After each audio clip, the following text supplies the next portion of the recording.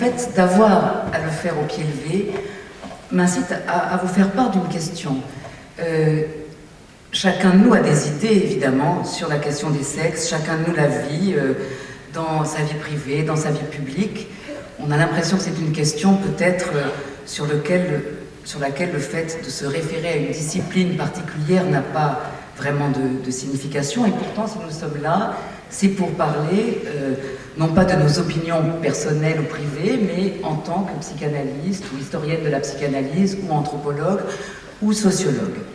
Et moi, depuis 25 ans, on me définit, ou je me définis, comme sociologue.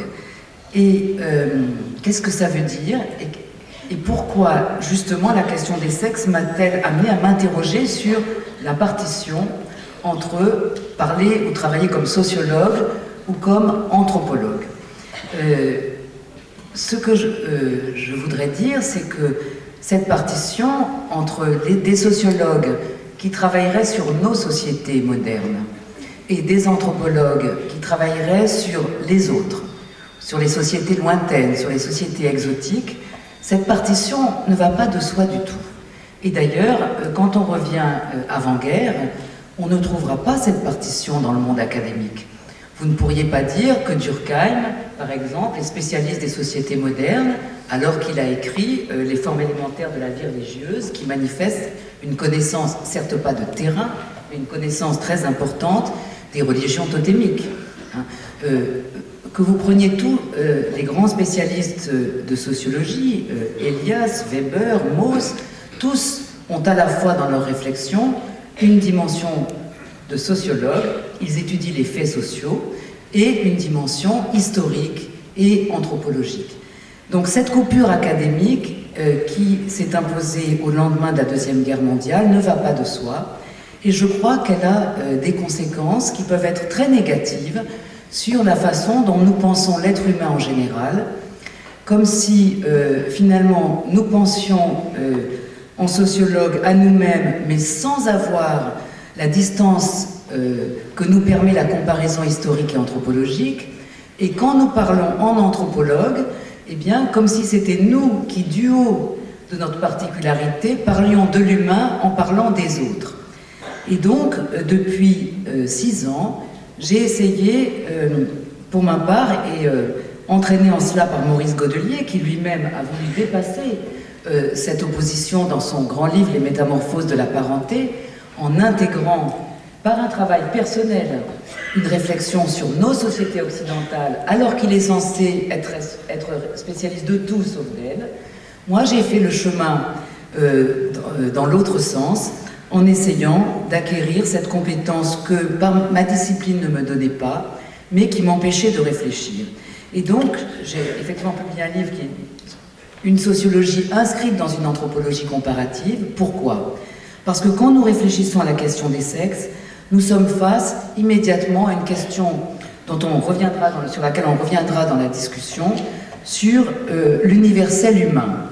Est-ce que l'universel anthropologique, c'est un universel des invariants anthropologiques à découvrir, où on va découvrir la similitude en dessous de la différence des cultures, de la différence historique, qui serait une sorte de surface, en quelque sorte, qu'il faudrait dépasser? Ou bien est-ce que l'universel anthropologique, c'est un universel de second degré, un universel que l'on aperçoit non pas en dessous des différences par des invariants, mais à travers les différences par l'intertraduction entre les sociétés différentes dans l'espace et le temps des cultures. C'est un grand débat très ancien, dont on peut dire qu'il est organisé par 2 grandes figures, celle de Marcel Mauss et celle de Lévi-Strauss. Marcel Mauss plutôt dans le sens d'un universel dans et par les différences, et Lévi-Strauss plutôt dans un universel des invariants anthropologiques à découvrir sous la diversité des cultures. Et je crois que nous aurons l'occasion dans la discussion de revenir sur ce problème. Ma réflexion, disons, de ce point de vue-là, s'inspire davantage de l'héritage de l'universel de second degré tel que Mauss avait essayé de le définir. C'est 2 façons d'apercevoir le symbolisme.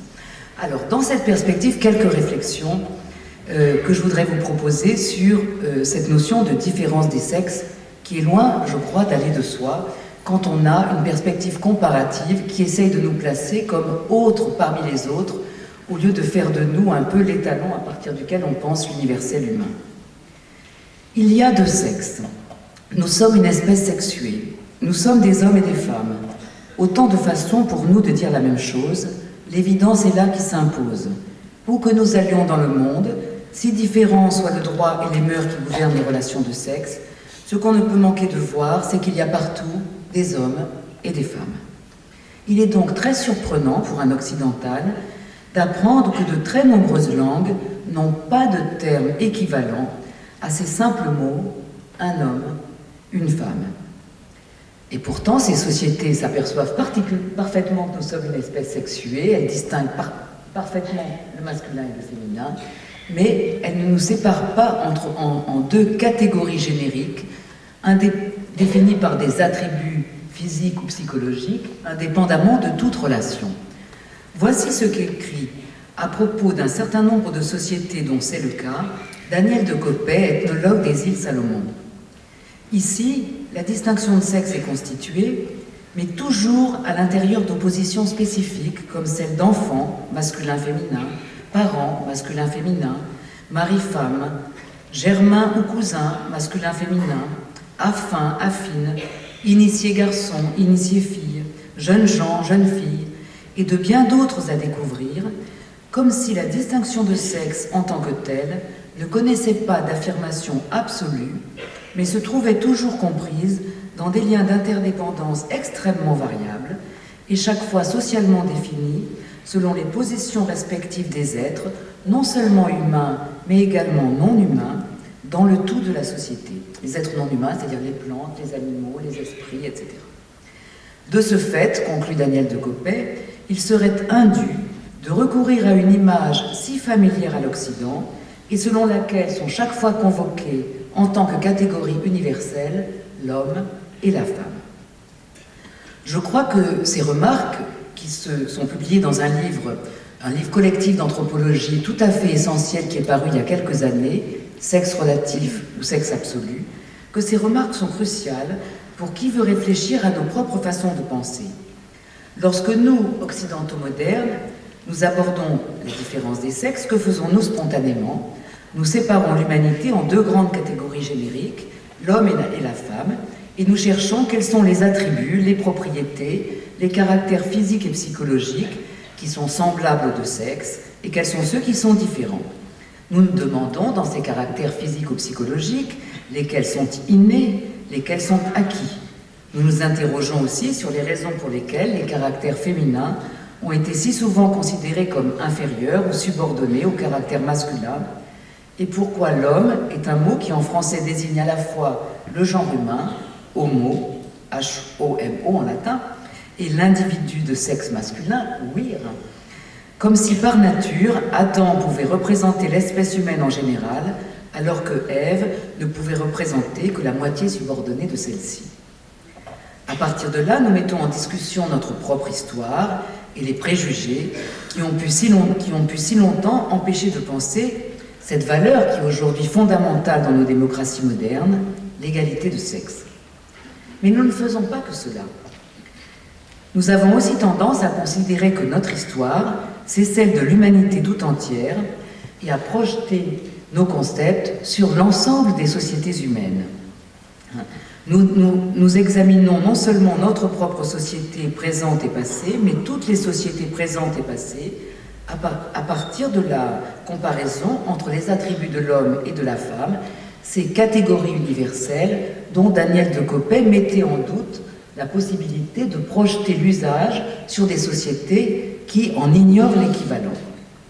Quelle est la grande leçon que nous donne, après plus de 30 années d'un extraordinaire développement des travaux en sciences sociales sur les femmes et sur le genre, la distinction masculin-féminin, quelle est la grande leçon que nous donne aujourd'hui l'ethnologie des sociétés les plus différentes des nôtres, et en particulier de ces petites sociétés sans État que l'on nomme socio-cosmiques, parce que traditionnellement, elles ne séparent pas la nature et la culture, mais elles intègrent la société à un cosmos à la fois naturel et spirituel plus vaste qui l'englobe.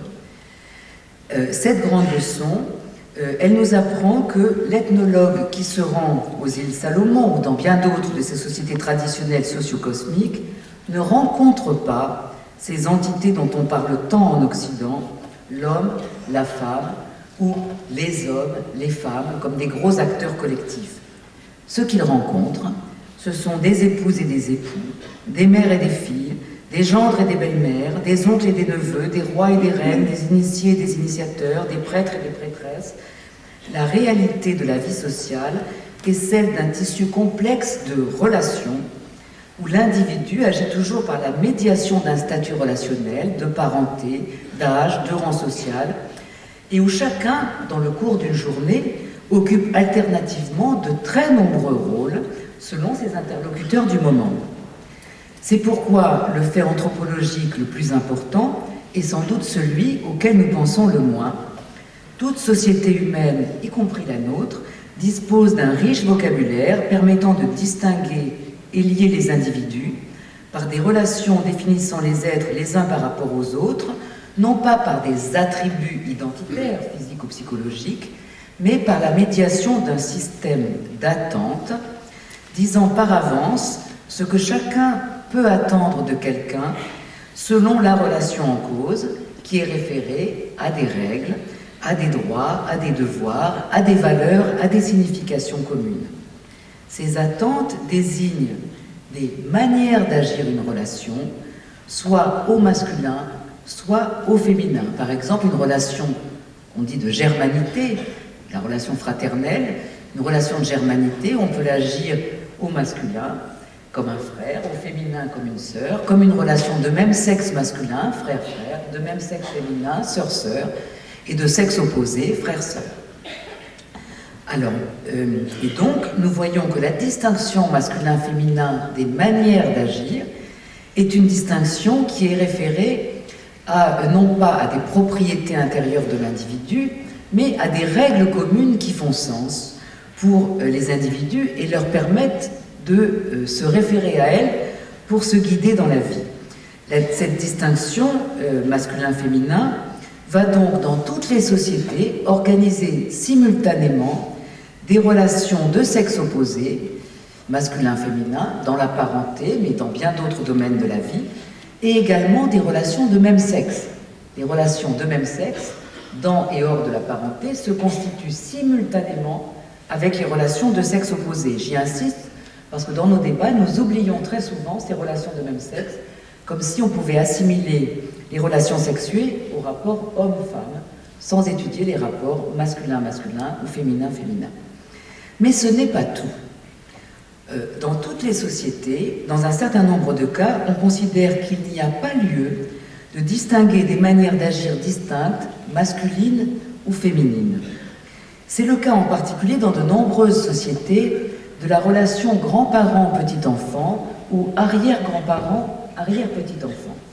Même dans des sociétés qui sont très attachées à distinguer des manières d'agir masculines et féminines, non seulement dans la parenté, et non seulement dans la vie sexuelle et dans la reproduction, mais dans tous les aspects de la vie, où les façons de marcher, les façons de manger, les façons de chanter, les façons de jardiner, sont commandées par des règles régissant des manières d'agir, tout cela au masculin ou au féminin. Dans ces sociétés, il arrive que dans ces relations grands-parents-petits-enfants, on n'éprouve pas le besoin de distinguer une manière de les agir au masculin ou au féminin. Autrement dit, on ne distingue pas un statut social de grand-mère et un statut social de grand-père ou de petit-fils ou de petite-fille. On a un seul mot pour désigner le grand-père et la grand-mère, le petit-fils et la petite-fille, parce que dans ce cas-là, justement, et cela a beaucoup de sens, on ne veut pas distinguer des manières d'agir masculines ou féminines, soit que l'on considère que la relation doit être neutre, soit, comme l'ont montré les travaux beaucoup des africanistes, parce que l'on considère qu'il y a des âges de la vie et des relations générationnelles dans lesquels, finalement, chacun est pris dans une androgynie. Que cette androgynie soit, comme c'est le cas pour le petit enfant, une androgynie qui a hérité des relations qui l'ont constitué, les relations de sexe opposé qui ont permis sa constitution comme un jeune être nouveau, à la fois masculin et féminin par les relations de sexe opposé qui ont permis sa constitution, soit que, et ça c'est encore très différent, au terme d'un très long parcours de vie, il est atteint une androgynie qui est considérée comme un état supérieur qui manifestant une perfection plus grande que celle que l'on a dans d'autres âges de la vie. Donc ces relations que l'on va dire non, qui ne sont ni de sexe opposé ni de même sexe, mais de sexe indifférencié, à la fois neutre et androgyne, sont très importantes pour notre réflexion, puisqu'elles montrent que ce n'est pas le fait d'être d'un sexe ou de l'autre qui définit les relations sexuées, puisque ceux qui agissent ces statuts neutres ou androgynes sont bien mâles ou femelles, hein, mais que c'est la norme sociale qui distingue et lie les sexes par des prescriptions normatives en référence à des significations, des valeurs de référence. Dès lors, on aperçoit que la distinction masculin-féminin, qui est adverbiale, au sens où elle définit des manières d'agir masculinement ou fémininement, on pourrait dire, est adverbiale, normative, relative et relationnelle, et que elle désigne des manières d'agir attendues, qu'elle modalise des relations, et que cette distinction masculin-féminin, elle a une particularité, c'est qu'elle se déploie toujours dans le temps. Ce qui est attendu d'un être dans ces relations va se déployer de sa naissance à sa mort, et parfois au-delà de sa mort, quand il atteint le statut d'ancêtre, et qu'on ne peut donc pas séparer les distinctions relations de sexe, masculin-féminin, des distinctions d'âge et des distinctions de génération. C'est nous qui avons tendance à les séparer comme autant d'attributs qui n'ont pas de rapport les uns avec les autres. Je suis de tel sexe, j'ai tel âge, j'appartiens à telle génération. Alors que quand on l'aperçoit à travers les statuts relationnels, on voit que ces statuts sont modalisés simultanément par sexe, par âge, par génération. Ce qui veut dire que lorsque les ethnologues étudient des sociétés très différentes des nôtres, ils aperçoivent immédiatement, je pense que Maurice Bottelet nous en reparlera, que le cœur de la distinction de sexe, c'est qu'à travers ce réseau très dense de relations dans lequel chaque individu agit et qui change au cours de son cycle de vie, se construit, non seulement se déroule la temporalité, mais se construit cette temporalité, comme le montrent les cérémonies rituelles qui scandent la vie individuelle et la vie collective, à travers la façon dont elles distinguent et lient les rôles masculins, féminins et neutres. Une société ne se contente donc pas d'organiser ce qu'on appelle, dans nos débats actuels, le partage des tâches, en indiquant lesquelles reviennent aux hommes et lesquelles reviennent aux femmes.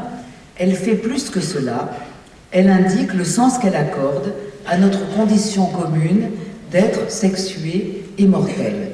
Et quand les anthropologues veulent comprendre finalement ce que c'est qu'être un homme ou une femme dans telle société, eh bien ils vont devoir étudier les cérémonies de la naissance, celles de l'initiation, celles du mariage, celles des grandes cérémonies d'échange des dons de la terre, les funérailles, tout cela par quoi se constitue peu à peu la personne.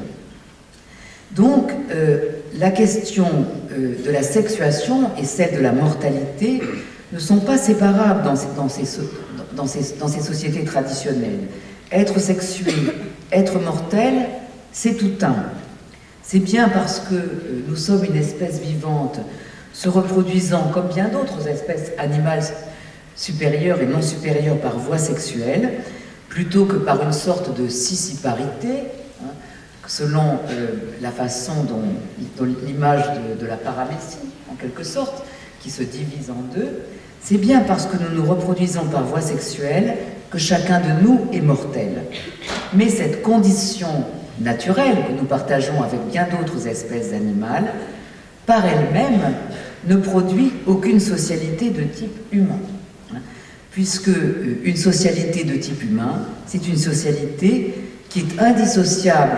Je pense qu'Elisabeth Roudinesco reparlera de la médiation du langage, de la médiation des significations, des valeurs, des attentes collectives.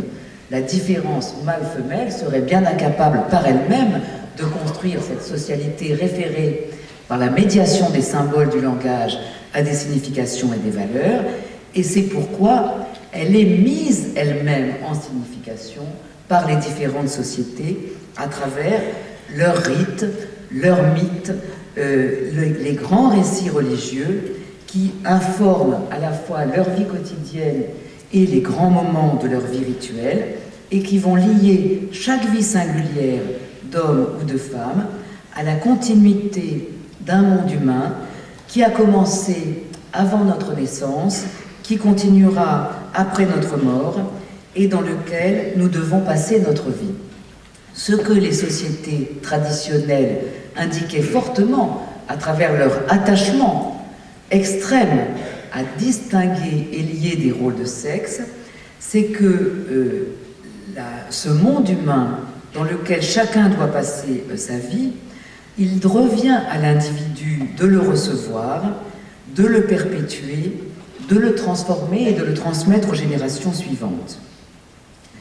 Et donc, à travers cette représentation, le propre des humains qui vivent dans le langage, il apparaît donc bien qu'il est d'avoir créé une société dans laquelle, bien sûr, chacun de nous n'est que d'un sexe, mais pourtant, aucun n'est enfermé dans son sexe, dans une moitié d'humanité.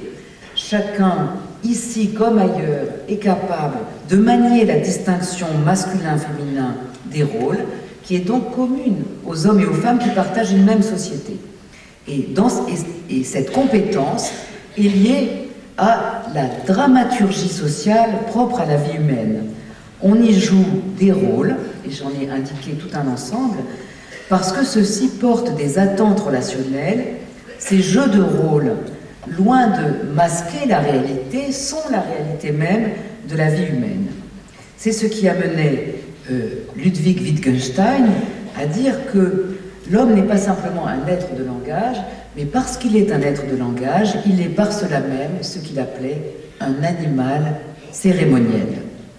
Alors, par contraste, que nous apprennent sur nous-mêmes ces sociétés très lointaines, si nombreuses, si différentes des nôtres, qui mettent au plus haut de leurs valeurs les relations, les rôles, la dramaturgie sociale, la cérémonie, et où la conscience de ce jeu est d'ailleurs si forte que, tout en étant très attaché à distinguer les rôles, les ethnologues nous ont montré qu'il est très fréquent que des hommes puissent y jouer des rôles de femmes, qu'on y inverse les rôles masculins et féminins, et que dans la dramaturgie de l'action rituelle se profile une forme de dépassement de la dualité mâle-femelle au profit d'une androgynie symbolique où, en quelque sorte, chacun pourrait intérioriser la distinction masculin-féminin des manières d'agir.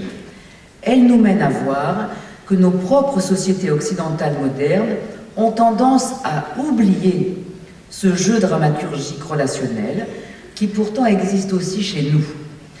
Nous avons tendance à le considérer comme inessentiel, secondaire, parce que nous opposons le personnage social que nous avons tendance à voir comme un masque que nous empruntons, un vêtement que nous empruntons, faux ou factice ou changeant ou artificiel. Nous opposons ce personnage social que nous revêtons, plutôt artificiel et inessentiel, et quelque chose d'autre, la vraie personne, la véritable personne. Nous avons tendance à opposer ce que ne feraient jamais les autres traditionnels, la vraie personne et le personnage factice. Nos sociétés ont tendance à disqualifier les rôles, et en particulier les rôles sexués, parce qu'elles considèrent finalement que ces rôles ne sont que des modèles que nous imitons, comme des acteurs plus ou moins habiles, mais que la vérité de ce que nous sommes est plutôt, en quelque sorte, dans les coulisses du théâtre du monde, derrière le rideau de la scène sociale, ou plus encore, dans le secret d'un moi intérieur, auquel chacun de nous a seul accès, et qui serait, où se trouverait finalement la source de nos manières authentiques de penser, d'agir, de ressentir. Cette recherche d'une vérité cachée, d'une vérité intérieure à la personne, d'une vérité plus originelle, a été dans l'histoire occidentale au principe de la recherche d'une nature humaine, enfin débarrassée des variations socio-historiques, et où on pourrait toucher le socle originel, à la fois physique et psychologique, qui expliquerait nos comportements d'hommes et de femmes, non pas à partir de ce monde qui nous est extérieur, le monde humain, mais à partir au contraire de notre intériorité, notre âme ou notre moi. Et là, je crois qu'il y a un renversement entre monde et moi qui est très important à saisir, parce que ce renverse, il ne va pas de soi, en quelque sorte, de se lancer dans cette entreprise qui consiste à essayer d'imaginer comment, à partir du moi, on peut reconstituer le monde. Et alors que dans la réalité sociale telle que nous la vivons, en quelque sorte, les choses se passent à l'inverse. Il y a toujours, pour qu'un enfant, un nouveau-né, puisse devenir un être humain, un monde qui le précède, un monde qui a commencé avant sa naissance, un monde qu'il serait bien incapable de réinventer par lui-même et auquel d'autres que lui doivent l'initier, en particulier en l'initiant au langage, à l'interlocution, au monde de la règle, des symboles, hein, pour que cet enfant puisse devenir ce que nous appelons un être humain, un être capable comme nous d'agir à la manière des humains. Donc, dans notre façon de considérer les sexes, en opposant un peu notre corps, qui aurait une identité de sexe, notre moi, qui aurait une identité de genre, il y a un certain nombre de présupposés qui sont loin d'aller de soi. Et donc, je crois que ce grand contraste que j'ai dessiné très brièvement entre des sociétés qui donnent la priorité à l'extériorité du monde humain dont on participe, et nos sociétés qui ont tendance à déréaliser ce monde et à accorder toute la réalité au moi intérieur, nous sommes arrivés à un moment où il faudrait tenter d'organiser justement la comparaison et le contraste. N'avons-nous rien à apprendre sur nous-mêmes de sociétés qui nous rappellent à la réalité du monde et nous amènent à réfléchir sur la réalité de ce moi intérieur que nous posons comme ce qu'il y a de plus véritable en nous. Est-ce qu'on peut, sans réfléchir davantage, accorder foi à une certaine façon dont nous concevons l'individu en général comme constitué d'un moi et d'un corps? C'est le grand débat qui, depuis une quinzaine d'années, organise l'ethnologie des sociétés les plus différentes des nôtres, où en étudiant la façon dont ces sociétés constituent peu à peu la personne, ont d'autres représentations du corps que la nôtre. Maurice Godelier vous en parlera avec bien plus de compétences que moi.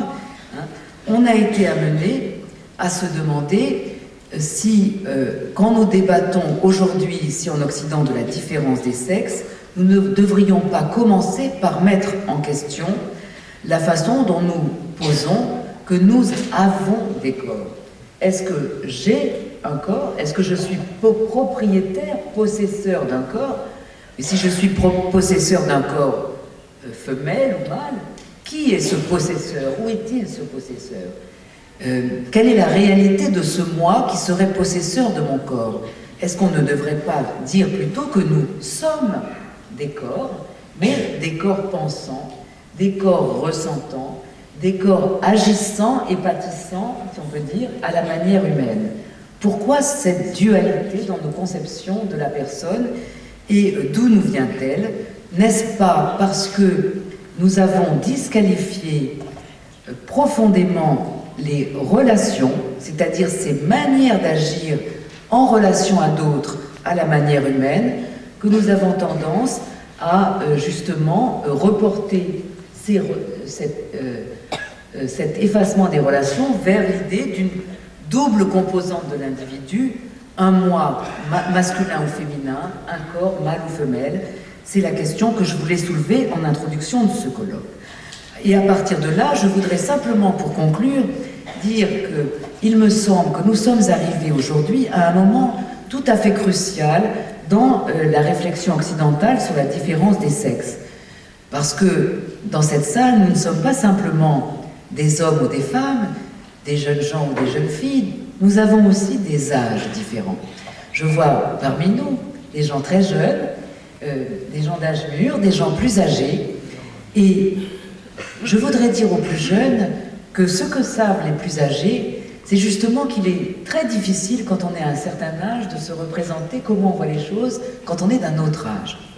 Or, quand on est plus âgé, ce que l'on sait, c'est à quel point il s'est développé depuis une trentaine d'années un immense débat dans nos sociétés sur la différence des sexes. Pourquoi ? Parce que nous avons principalement interrogé et nous nous sommes étonnés que nos sociétés démocratiques, si attachées à la liberté et l'égalité, aient pu si longtemps faire une exception à ces valeurs de liberté et d'égalité, justement quand il s'agissait des sexes, et préserver ou perpétuer en leur sein un système hiérarchique de pensée de la relation sexuelle. Mais dans cette réflexion que nous avons eue sur les valeurs, jusqu'à présent, nous nous sommes très peu intéressés à ce que pouvaient nous apprendre les sociétés passées ou les sociétés lointaines. Justement parce que ces sociétés lointaines ou passées sont des sociétés hiérarchiques, organisées sur un principe de hiérarchie en général des liens sociaux et aussi de hiérarchie sexuée, nous avons pensé qu'à ces sociétés, de ces sociétés, nous n'avions rien à en apprendre et tout à leur apporter. De ce fait, nous avons fait, sur la question des sexes, une exception à ce qui est peut-être un des points les plus essentiels de notre engagement citoyen, qui est notre attention à refuser le sociocentrisme. Ce qu'on appelle l'ethnocentrisme, le sociocentrisme, c'est se considérer soi-même comme le centre du monde, celui qui détient la vérité et la valeur, et qui, à partir de là, se pose en juge de tout le reste. Est-ce que nous n'avons pas, donc nous sommes attachés dans bien des domaines à nous méfier du sociocentrisme, mais peut-être pas justement sur la question des sexes, où nous pensons que nous avons découvert que les autres sociétés, en fait, vivraient dans l'erreur et le mensonge, ce qu'on appelle quelquefois la domination masculine, et où finalement, depuis que l'homme existe, les femmes auraient accepté cette erreur et ce mensonge par aliénation, les hommes en auraient profité pour les opprimer, et finalement nous serions amenés à porter un jugement sur toute l'humanité hors de nous, comme un jugement finalement d'une humanité bernée. La grande leçon que je tire pour ma part d'une comparaison anthropologique, c'est qu'on se trompe toujours quand on croit que l'humanité tout entière a vécu dans l'erreur et le mensonge. C'est ce que disait d'ailleurs il y a plus d'un siècle Durkheim dans un débat sur la raison et la religion, au début des formes élémentaires de la vie religieuse. Nous sommes attachés à la raison, nous sommes attachés à la rationalité moderne. Nous opposons quelquefois la raison moderne à la croyance religieuse. Eh bien, si nous pensons que la croyance religieuse, c'est l'inverse de la raison, c'est l'erreur et le mensonge, c'est que nous n'avons rien compris à la façon dont l'homme religieux a créé l'homme rationnel moderne. Il me semble, et je terminerai sur ce point, que dans les débats que nous devons avoir aujourd'hui, nous devons être attentifs à être capables de dépasser notre sentiment de supériorité par rapport à des sociétés traditionnelles, parce qu'elles nous apprennent qu'elles n'ont pas vécu selon nos valeurs, c'est sûr. Nous sommes attachés à nos valeurs, et Dieu sait que je suis attaché à nos valeurs d'égalité, mais ça n'est pas pour autant que les sociétés traditionnelles ont vécu simplement sur des non-valeurs qui ne seraient que l'inverse des nôtres. Elles ont vécu sur d'autres valeurs, et ces autres valeurs ont quelque chose à nous apprendre sur nous-mêmes. Ce qu'elles ont à nous apprendre, c'est justement que nous n'avons peut-être pas raison en opposant le monde et le moi, en déréalisant le monde au profit du moi, sans voir que l'on ne devient un être humain que si l'on est introduit par d'autres, comme chacun de nous ici a été introduit par d'autres dans un monde humain, parce que dès notre premier jour, certains se sont penchés vers notre berceau et ont entamé avec nous cette grande dramaturgie qui fait le lien entre les humains, la dramaturgie de l'interlocution, dont nous apprenons à nous servir en distinguant le je de celui qui parle, le tu de celui à qui on parle, et le il ou elle de celui ou celle dont on parle. Merci. Merci Irène de cette excellente introduction. Je vais donc reprendre un peu les choses dans la continuité. C'est un petit peu difficile d'aborder cette question, donc je vais d'abord dire que il y a de l'universel et il y a de la différence. Ça me paraît quelque chose d'élémentaire. Et il y a même le fait que la catégorie de différence est universelle elle-même.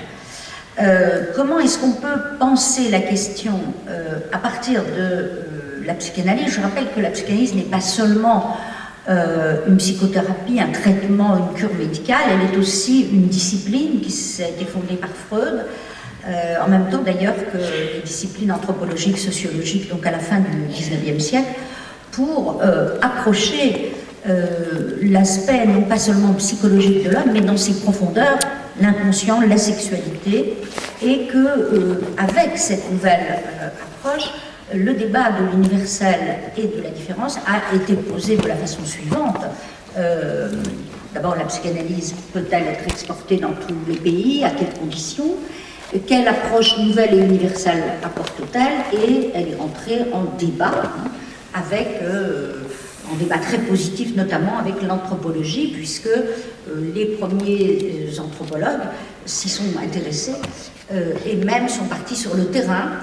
Je pense notamment à Kessaroen, qui est parti sur le terrain en Mélanésie, non seulement pour une approche anthropologique, mais aussi pour essayer d'analyser l'inconscient des cultures opposées. Je vais donc reprendre cette question. Ce qui est universel, et on l'a bien vu, c'est que nous sommes divisés anatomiquement. Les hommes et les femmes, c'est un universel, c'est pas la même chose sur le plan anatomique, c'est donc une différence qu'on appellera naturelle. Et comme nous ne sommes pas seulement nous n'appartenons pas seulement au règne animal, le fait que nous ayons un langage fait que nous avons construit, à partir de cet universel de l'anatomie, des catégories autres. Le genre, les rôles, c'est-à-dire les identités construites. Autrement dit, on est homme ou femme anatomiquement, mais socialement, on peut devenir autre chose que la simple référence, disons, à cette différence naturelle. Alors, le grand débat sur la question a évidemment commencé en Occident, mais je rappelle qu'en Occident, par la philosophie des Lumières, on s'est intéressé à toutes les cultures. Il a commencé fin XVIIe siècle avec Poulain de la Barre, et il s'est déroulé pendant tout le XVIIIe siècle. Est-ce que la femme, reste au fond dans son anatomie, ou est-ce qu'elle peut être l'égale de l'homme si elle construit, si elle est capable de faire les mêmes activités que l'homme? Aujourd'hui, ça paraît aberrant, puisqu'on sait que c'est vrai. Mais ce n'était pas évident. Autrement dit, classiquement, et alors là, évidemment, il faut remonter à toute la culture médiévale, mais ça se retrouve, comme l'a dit très bien Françoise Héritier, un peu dans toutes les cultures.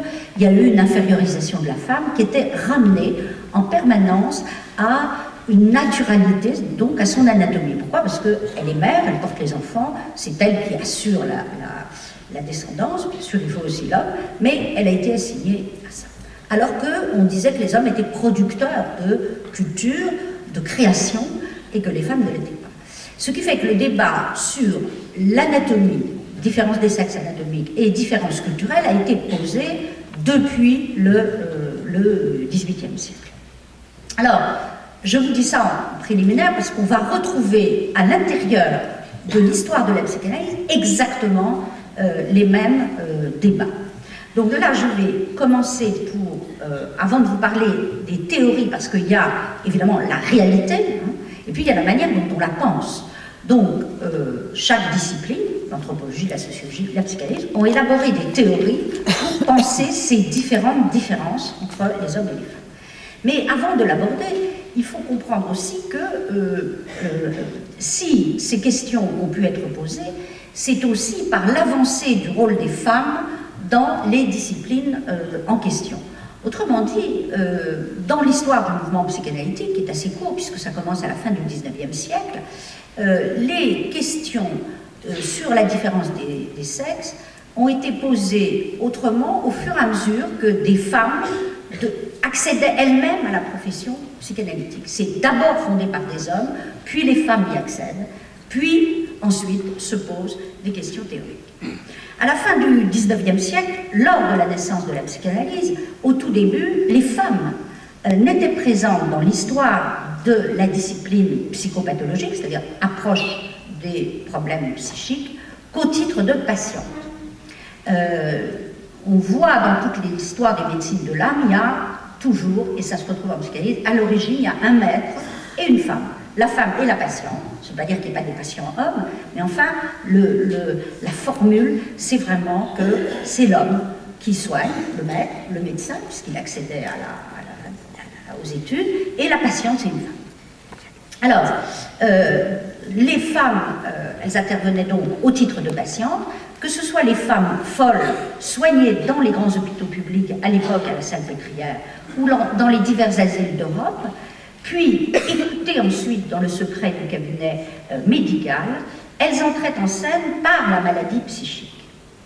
Le féminin était alors assimilable à un corps enfermé dans des contraintes et des convulsions, les familles hystériques, hein, les fameuses femmes hystériques, et ce corps se mettait à parler, soit dans les cris des femmes du peuple, comme à la Salpêtrière à Paris, soit dans les aveux plus clandestins et secrets des femmes de la bourgeoisie viennoise, hein, puisque c'était à Vienne, enfin ensuite c'est à Paris. À cet égard, il y avait donc une différence radicale entre l'hystérie, la demi-folie, la folie des femmes du peuple, montrée et exhibée sur la scène publique, et l'hystérie des femmes de la bourgeoisie.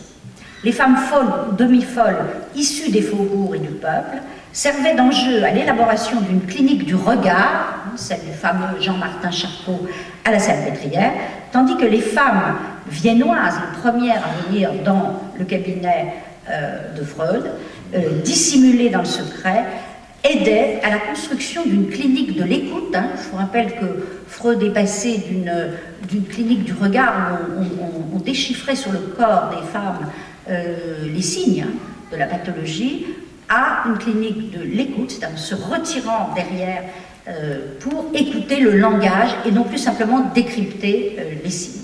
Mais pour ça, il a fallu le passage par le cabinet privé et donc forcément par les secrets des familles bourgeoises, hein, alors que la pathologie était étalée pour les femmes.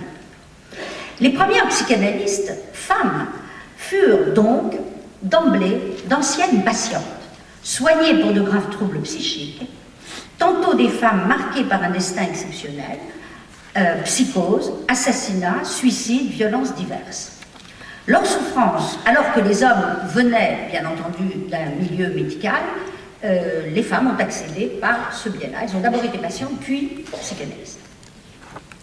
Leur souffrance et leur volonté de se faire reconnaître exprimaient une protestation et une révolte contre leurs conditions au sein de la société occidentale de la fin du siècle. Mais leur situation doit donc être comparée à celle des premiers hommes psychanalystes.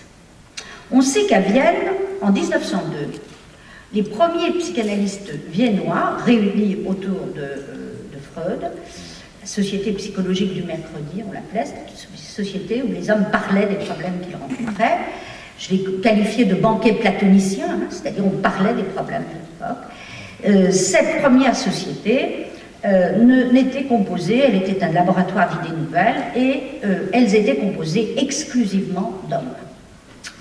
Ils se voulaient les pionniers d'une science qui incarnait à leurs yeux l'idéal de la philosophie des Lumières. Ils étaient pratiquement tous juifs, issus d'une diaspora qui refusait le communautarisme, donc le différentialisme et le ghetto, au nom des principes de la Hashkala, c'est-à-dire de la philosophie des Lumières.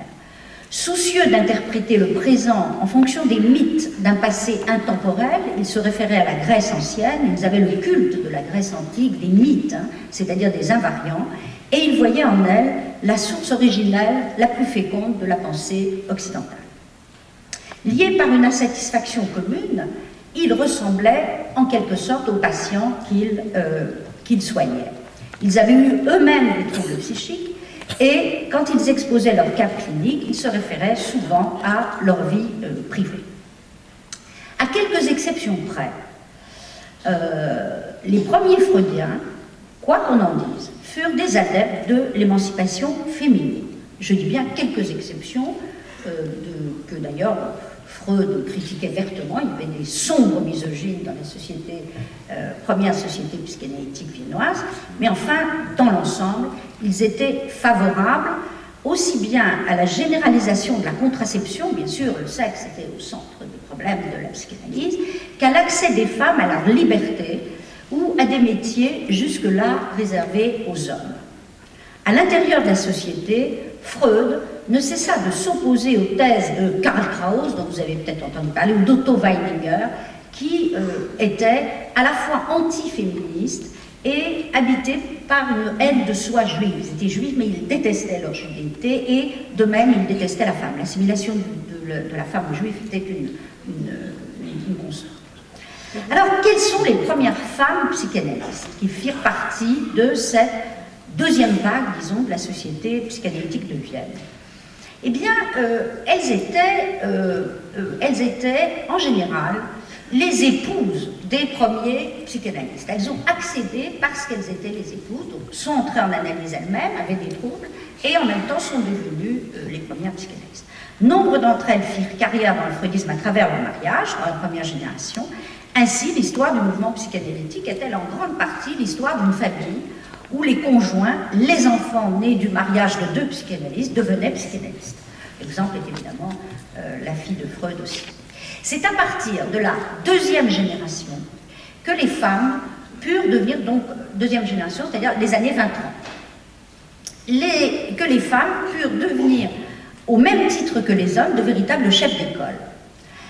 Donc plutôt dans le mouvement psychanalytique que dans d'autres disciplines, je dirais 20 ans plus tôt.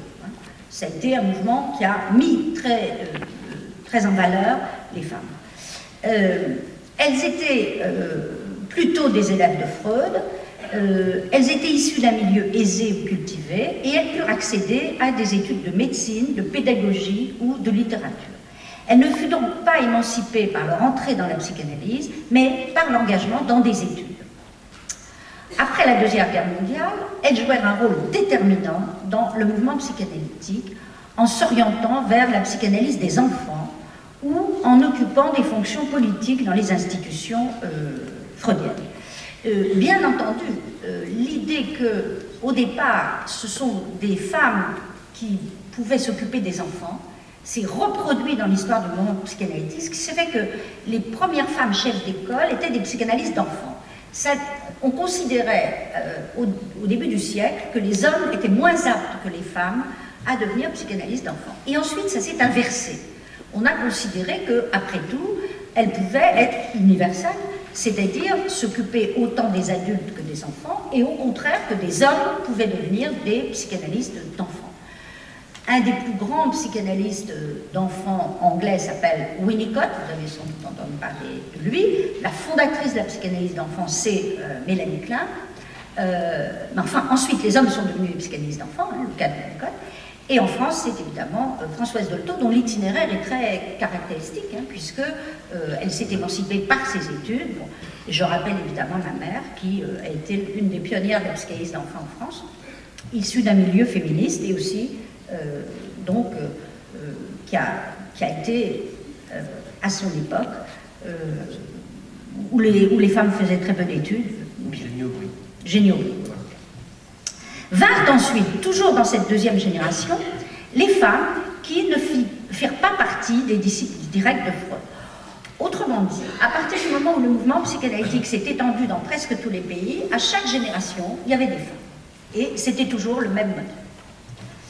Alors, pour comprendre ensuite, alors, la caractéristique de ces premières femmes psychanalystes, première génération, et un tout petit peu deuxième, après c'est plus le cas du tout, c'est qu'elles ont toutes eu une enfance difficile, faite de relations très troublées avec leur mère, et en s'engageant dans la psychanalyse, elles recherchèrent autant à exister professionnellement qu'à réparer les souffrances d'une vie tumultueuse.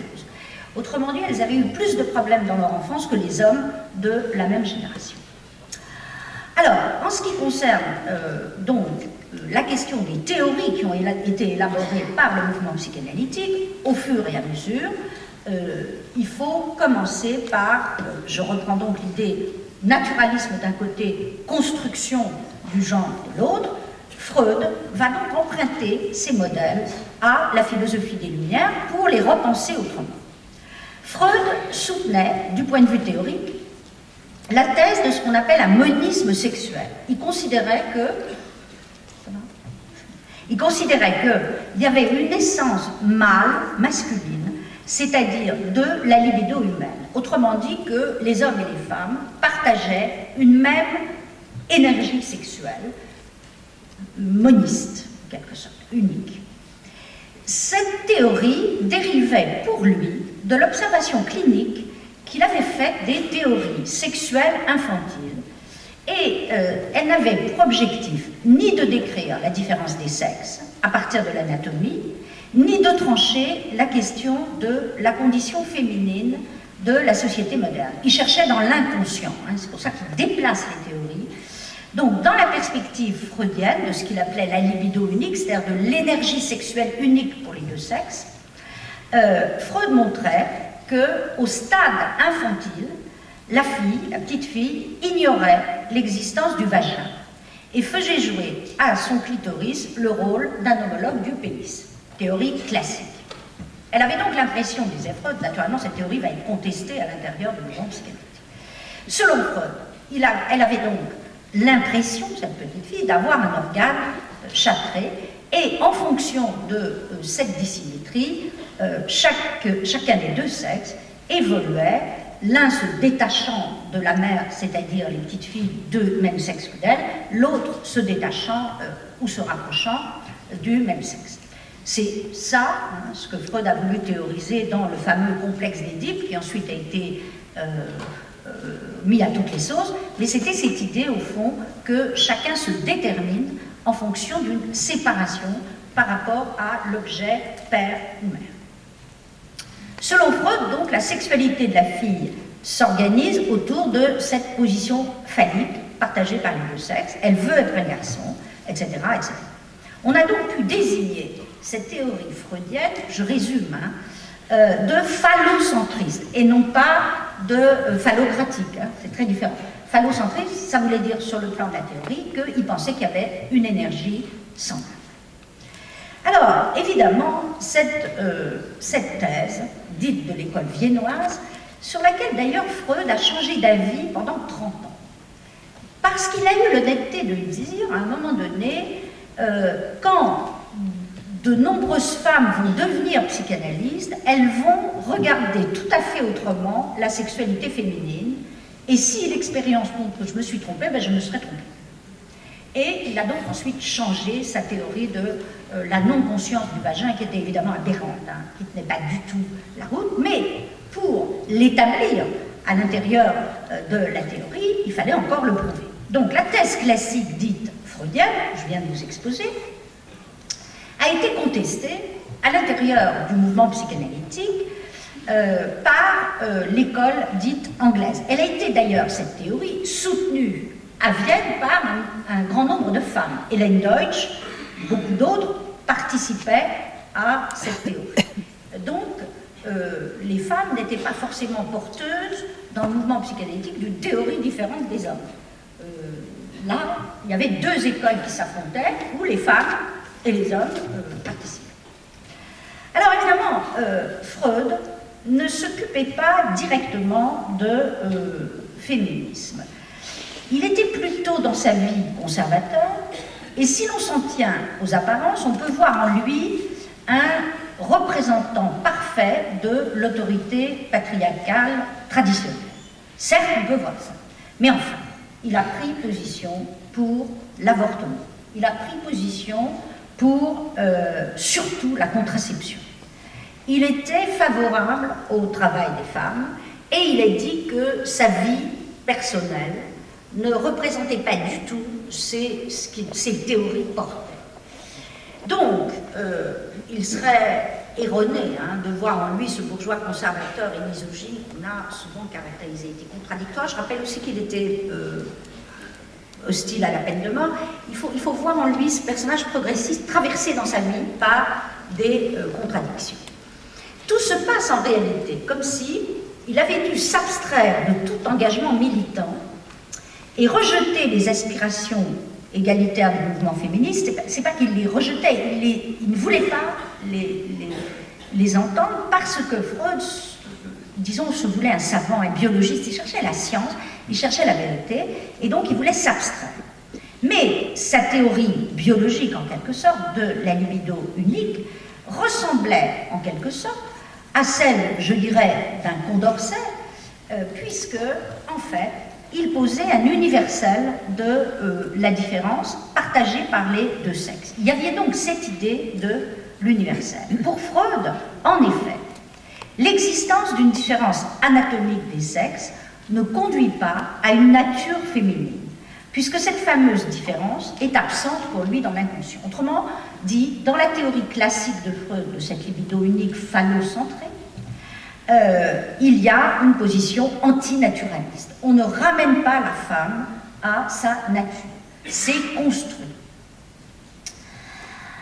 Donc, on peut dire que par sa théorie du monisme et de la non-concordance entre le psychique et l'anatomique, on ne ramène pas à la différence anatomique, il rejoint les idéaux égalitaires, universalistes des philosophes des milieux. Il a donc construit une théorie qui, malgré quelques aberrations dans cette théorie, qui ont été corrigées, il a construit une théorie qui détachait l'homme. Et c'est là le penseur de la liberté, il détachait l'homme, donc la femme, du poids de ses racines héréditaires, de son anatomie, de sa nature.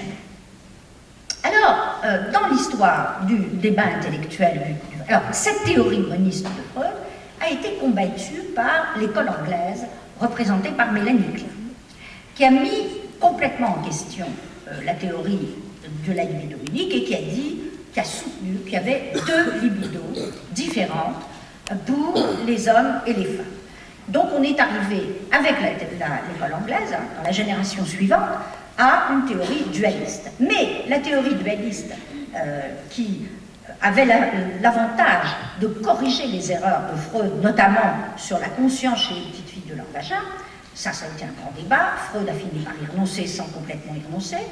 Mais ça a mis en cause ça. Mais au prix, au fond, de risquer de revenir à un naturaliste. Au fond, la théorie de l'école anglaise revenait à une différence des sexes beaucoup plus anatomique, à une idée de nature qui, évidemment, manquait à l'universel.